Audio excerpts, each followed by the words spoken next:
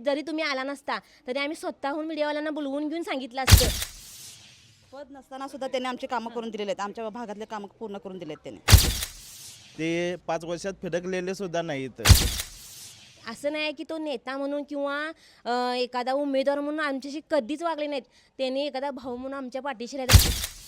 त्यांच्याकडं कुठलं पद नाही, कुठली काय हे नाही आहे, तरी पण त्यांनी सगळ्यांच्या हाकेला धावून जाऊन त्यांनी सगळ्यांसाठी त्यांनी काम केलेलं आहे.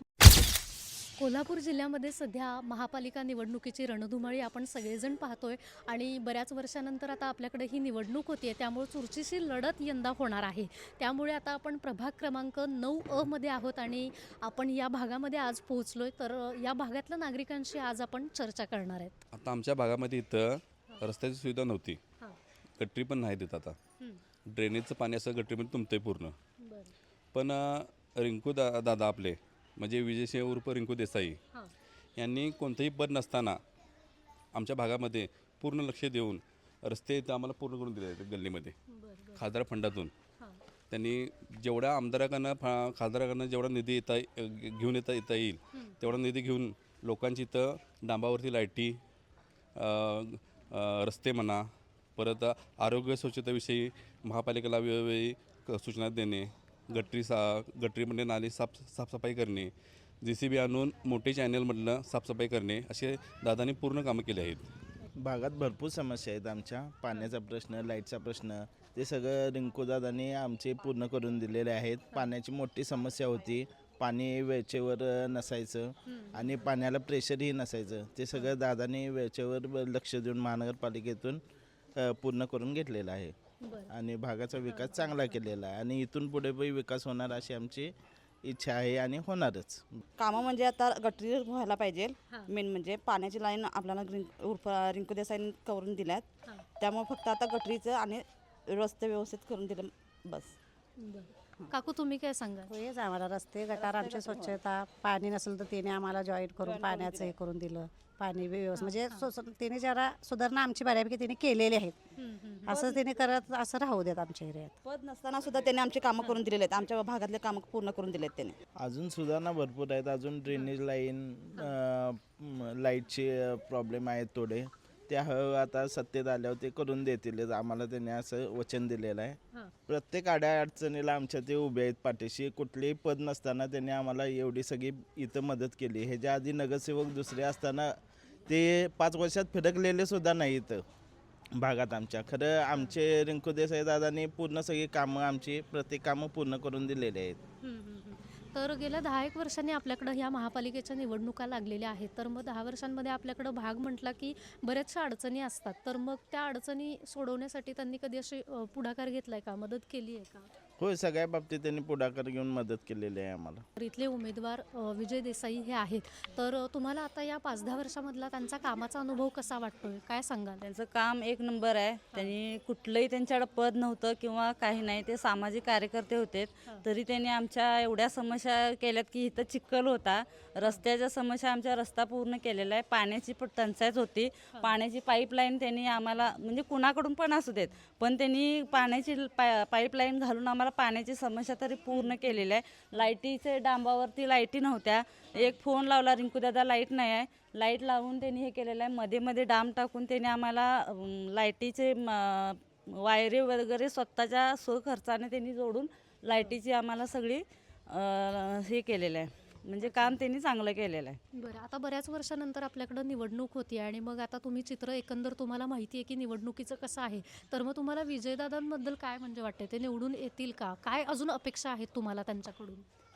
निवडून तरी त्यांनी येणारच, म्हणजे डोळे झाकून त्यांनी येणार. कारण की त्यांच्याकडं कुठलं पद नाही, कुठली काय हे नाही आहे, तरी पण त्यांनी सगळ्यांच्या हाकेला धावून जाऊन त्यांनी सगळ्यांसाठी त्यांनी काम केलेलं आहे. मग तसा एखादा प्रसंग काही आठवतोय का तुम्हाला की पटकन आपण फोन केलाय, भागामध्ये काहीतरी प्रॉब्लेम झाला आणि मदतीचा हात पुढे केलाय? आमच्याकडं मध्ये पुरामध्ये पाणी नव्हतं आणि पाणी नव्हतं तर आम्ही 8-8 दिवस म्हणजे बिना पाण्याचं, पावसाचं पाणी धरून आम्ही पाणी पिलेलं. ह्या भागात एवढं पाणी होतं, पाणी प्यायला नाही, काय नाही. पण आम्ही त्यावेळेला रिंकूदादांना फोन लावल्यावर इथं टँकर आम्हाला त्यांनी स्वखर्चानं त्यांनी आणून दिलेले आहे. बरं बरं बरं. मग अजून काय अपेक्षा आहेत तुम्हाला त्यांच्याकडून? आता अपेक्षा म्हणजे गटरी करायच्या आहेत आणि रस्ते व्यवस्थित झाले की आम्ही त्यांच्याकडे, बाकी काय अपेक्षा नाही आहेत. मला तर असं वाटते म्हणजे दादाच्या विषय का नाही दादाचा हात कोण धरू शकणारच नाही. इथनं पुढे इथून मागे बी धरलेलं नाही आणि इथनं पुढे पण धरणार नाही. त्यामुळे आमचा फुल सपोर्ट आहे आणि ती 100% म्हणजे कोल्हापुरात 1 नंबरला ती सीट येणार हो अशी आमची इच्छा आहे आणि होणारच ती. तर मला सांगा, आता भागातल्या समस्या तर मी बऱ्याच नागरिकांकडून ऐकलेल्या आहेत आणि त्या सोडवलेल्या सुद्धा आहेत त्यांनी, सत्ता नसताना सुद्धा.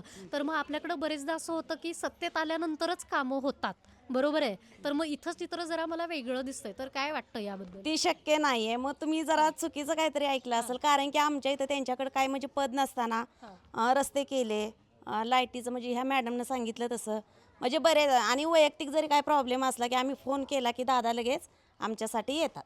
म्हणजे तुमच्या हक्काचे नगरसेवक आहेत आहेत हक्काच्या पलीकडे जरी काय म्हटलं तरी पण चालेल आणि खूप चांगले आहेत. म्हणजे त्यांचा माणुसकीच्या बाबतीत कोणच हात धरू शकणार नाही. मी रिंकू साहेबांना जाऊन भेटलो आणि सांगितलं, साहेब माझी अशी परिस्थिती आहे, असं काय करू.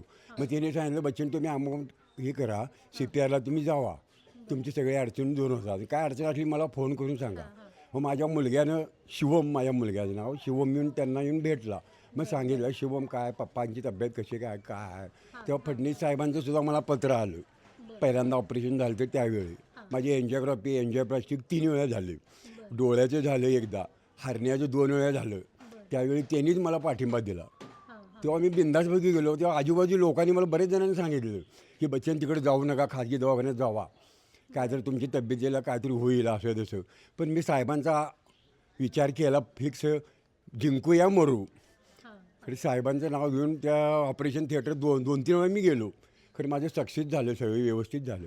बरं, मग खर्चाचं नियोजन हे कसं केलं होतं? हे गव्हर्नमेंटतर्फे झालं ते.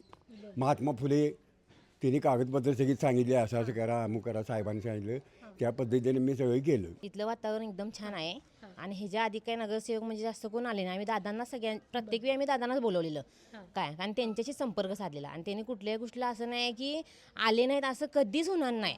आणि जरी कुठं जरी दिसलं तरी त्यांनी हात केल्याशिवाय आम्हाला कधीच गेले नाही. असं नाही की तो नेता म्हणून किंवा एखादा उमेदवार म्हणून आमच्याशी कधीच वागले नाहीत.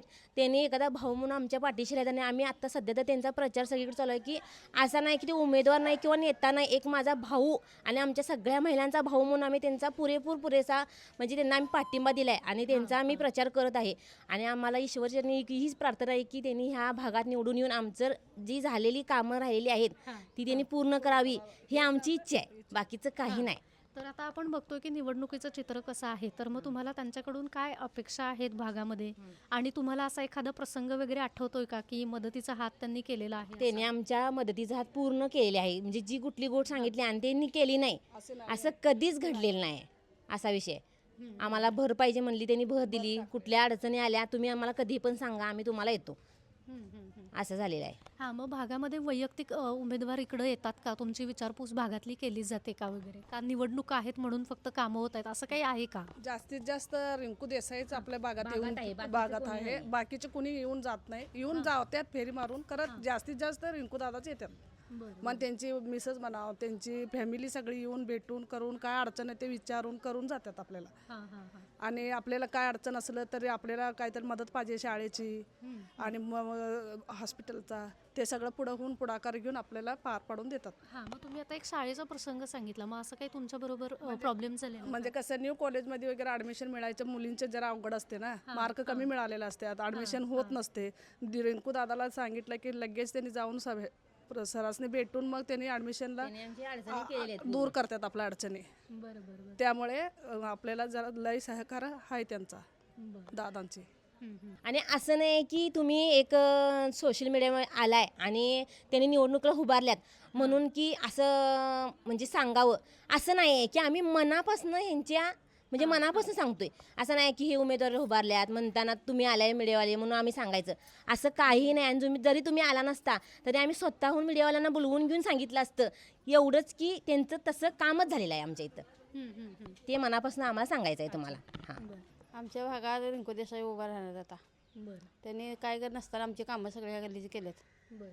ते त्याच्याबद्दल आम्ही आभार आहे आणि सगळे तेच घेतणं पुढं सुद्धा तेच करणार नगरसेवक नसताना सुद्धा. बरं. मग नगरसेवक नसताना पण त्यांनी बरीचशी कामं केलेली आहेत. भरपूर कामं केल्या त्याने, सगळी कामं त्याने केली. रोडची कामं केली, पाईपलाईनची कामं केल्या. जे सांगेल ते पाहिजे तर उभा राहते ते आमच्या हाकेला. बरं. मग त्यांच्या विरोधक म्हणून कोण उभे आहेत काय म्हणजे तुम्हाला? विरोध आता तर इथं कोण आमच्यात नाही. बरं. मग ते विजयदादा जे आहेत तर त्यांच्याकडून येणाऱ्या काळामध्ये काय तुम्हाला अपेक्षा आहेत? म्हणजे नगरसेवक नसताना त्यांनी इतकी कामाची दखल घेतलेली आहे, तुमच्या समस्या सोडवलेल्या आहेत, तर मग पुढे काय वाटतंय तुम्हाला? पुढं पण आम्हाला ते करतील अशी आमची अपेक्षा आहे. तुम्ही काय सांगाल? रिंकू देसाई साहेब त्यांनी कामं भरपूर केलेले आहेत आणि त्यांनी काय नसताना लाईट म्हणा रस्ते म्हणा त्यांनी भरपूर काळजी इकडची घेतलेली आहे. त्यामुळं आम्हाला रिंकू देसाईंचे आभार मानायचे आहेत. त्यांनी भरपूर कामं केलेले आहेत त्यामुळं त्यांचं हे आहे.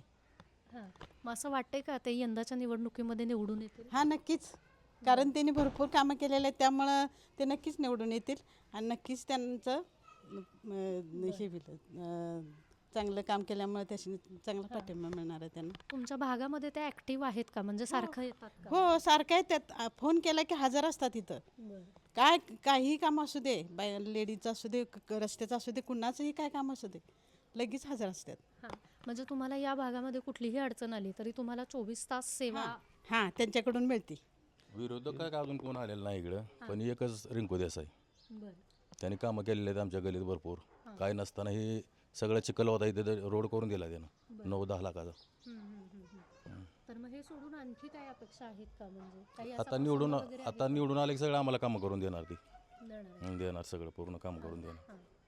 मग भागामध्ये एकच भागामध्ये लीड नाही येणार सीट. तुम्ही काय सांगाल दादा? आता रिंकू देसाई म्हणजे कसं त्यांनी जर हाक मारले तर लगेच येते आणि रोडची कामं करून दिली किंवा लाईट खांबावरची त्याने करून दिली. कधी फोन केला तर ते काय कुठं आहे, काय कसं काय काम आहे, तुमची लगेच तिथे येणार. बरं. तसा एखादा काही प्रसंग आठवतोय की तुम्ही अडचणीत आहेत आणि फोन केल्याने भागातला प्रॉब्लेम तुमचा सॉर्ट झाला किंवा वैयक्तिक काही तुमची कामं असतील? कसं आहे आमचं कामं केले, फोन केला की माणूस इथे येतो. काय बी तुमचं काम सांगा ते करणार काम. आणि आपण बघतोय की एक सामान्य नागरिक म्हणून आपल्याला भरपूर अडचणी असतात. म्हणजे काहीतरी शाळा कॉलेज असेल, हॉस्पिटलशी रिलेटेड असेल, आपल्या घरासंबंधी काही कामं असतील, तर मग नगरसेवकांकडे आपण जेव्हा जातो तर ते आपलं काम ऐकून घेतात, पण ते पूर्णत्वास येईल की नाही आपल्याला माहीत नाही. पेंडिंग पडतं कधीतरी. आपण बघतो सारखे आपल्याला चक्कर माराव्या लागतात. तर असं काही झालंय तसं का काय नाही. इथं पहिलं ही 5 म्हणजे 10 वर्ष नगरसेवक नव्हता गलीला. नुसता फोन केला की माणूस इथं तयार राहतो. काय काम आहे सांगा तुमचं. कुठलेही काम सांगा, येणार इथं करणार काम. अजून आमच्यात विरोधक कोणच आलेलं नाही.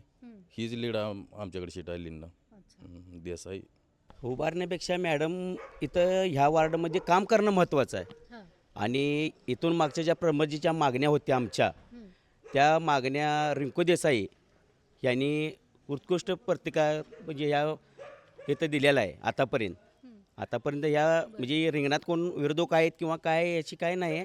फक्त काय की हाकेला धावणारा माणूस जरी म्हणला तरी लहान मुलापासून मोठ्यापर्यंत जर म्हणला तर सर्वसामान्य वयस्कर व्यक्ती असून द्यात किंवा लहान असून देत किंवा शाळकरी मुलांचा काही प्रश्न असून दे किंवा कुठलाही प्रश्न असून दे, ते स्वतः लगेच येणार त्या ठिकाणी आणि काय असेल तो मार्ग मोकळा करून देणार त्या व्यक्तींना. असे व्यक्तिमत्व म्हणजे देसाई साहेब, एकमेव व्यक्तिमत्व. आणि आपण बघतो की यंदाची राजकीय समीकरणं थोडीफार वरखाली होताना दिसत आहेत. मग तुमच्या भागामध्ये एकंदर कसं चित्र आहे त्याबद्दल काय सांगाल? आता जरी चित्र जर म्हटला तरी कामाचा दृष्टिकोन माणूस धरणार या ठिकाणी. कामाचा माणूस जरी म्हटला तर रिंकू देसाई एकमेव माणूस म्हणजे काम करणार. एक महत्त्व म्हणजे एकमेव रिंकू देसाई साहेब एवढंच काम करणार की लहान असून दे, थोर असून दे, कुठलाही व्यक्ती असून दे, ठणठणून काम करणार. एक फोनवर जरी असलं, जरी बाहेर असले तर साहेब एक फोनवर काम होणार की ह्या व्यक्तीचं काम आहे, गोरगरीब आहे, त्यांचं काम झालं पाहिजे. हे असे व्यक्तिमत्व आहेत रिंकू देसाई. ते काय त्यांचं कामाचं काही विषयच नाही. पहिल्यापासून पदावर नसताना सुद्धा त्यांनी आमचं काम केलेलं आहे. आत्तासुद्धा करणार हे अपेक्षा आम्हाला हे आहे. यंदा तुमच्या भागातल्या लोकांनी त्यांना संधी दिली आहे? 100% हे करणार, त्यांना मदत करणार की आम्ही सगळे त्यांच्या बाजूला आहे, त्यांच्या सपोर्टला थांबणार आहे 100%. सांगायची गरज नाही रिंकूदादा देसाई यांना, कारण की त्यांनी ते कोणत्या सत्तेत नसतानाही आमच्यासाठी काम करायचे. ते त्यांनी खूप कामं केली आमच्यासाठी. ते आले तर काय मग विचारायलाच नको, आमची काय आपल्यालाच होणार. आणि मग विरोधक कोण आहेत ते कधी तुमच्या भागामध्ये फिरकलेत का? म्हणजे कोण कामाची तुमच्या दखल घेतं? मला देसाई दादा तेवढे माहिती आहेत, बाकी काय माहीत नाही. आम्ही आल्यापासून तरी त्यांचंच नाव ऐकलंय आणि तेच येतात, काय बोलवलं का नाही लगेच येतात. मग तसा काही एखादा प्रसंग तुमचा की काही अडचण आहे आणि प्रॉब्लेम सॉल्व्ह झालाय?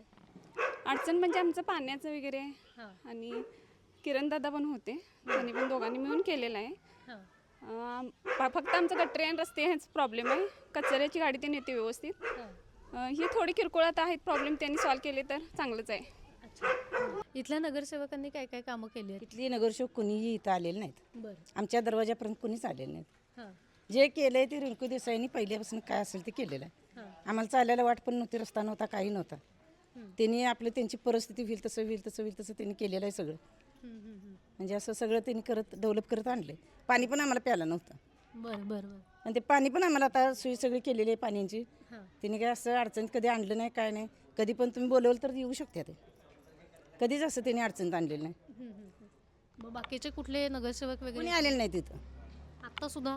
आता पण कोणी येत्या ते जात्या ते. अशाच नवनवीन अपडेट्ससाठी डिजिटल कोल्हापूर चॅनेलला सबस्क्राईब करायला विसरू नका.